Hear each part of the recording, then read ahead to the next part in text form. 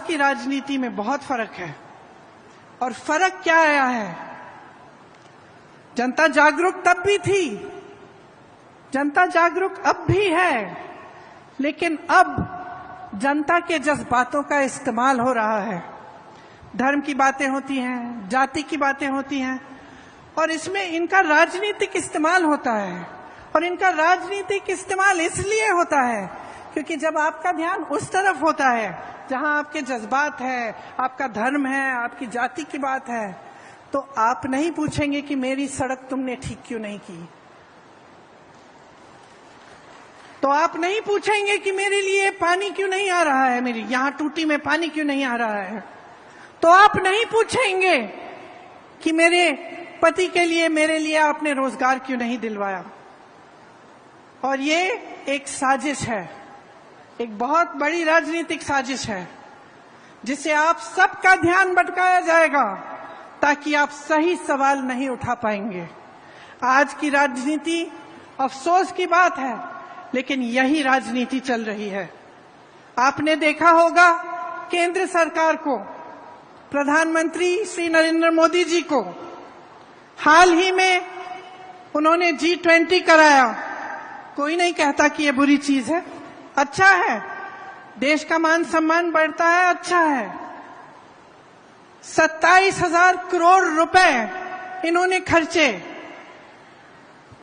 यशोभूमि को बनाने में, 20,000 करोड़ रुपए इन्होंने खर्चे नए संसद भवन को बनाने में, 8,000 रुपए के ये हवाई जहाजों में उड़ के जाते हैं सिर्फ उनके लिए।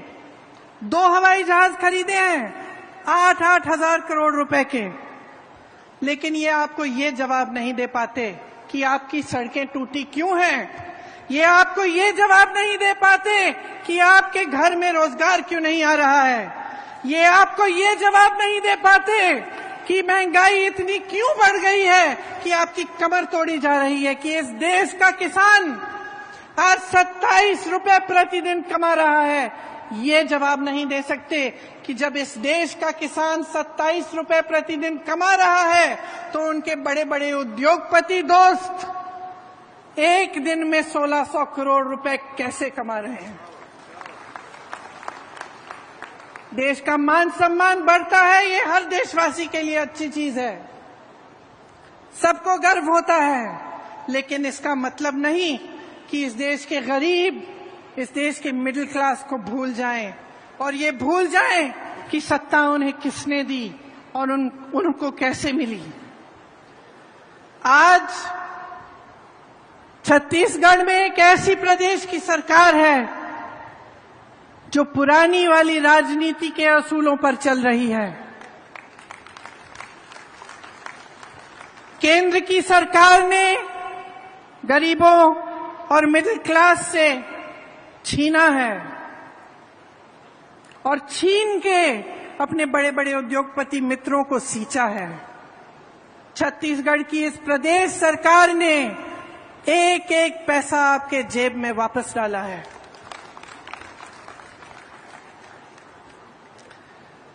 महिलाओं के लिए जितनी भी स्कीमें की हैं, वो इस भावना को मन में रखते हुए की हैं कि महिला क्या है और कितना बोझ उठाती है। इस देश की रीढ़ की हड्डी है महिला। मेरी बहनें, समाज का, परिवार का पूरा बोझ आप उठाती हैं।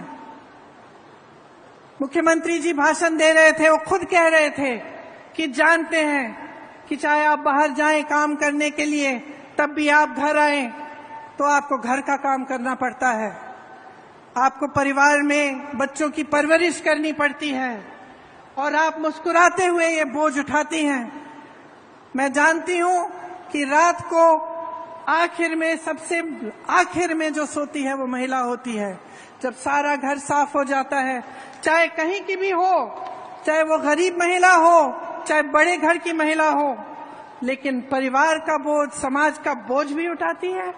और जो हमारी संस्कृति है, हमारे असूल हैं, जिस पर अगली पीढ़ी का भविष्य बनता है,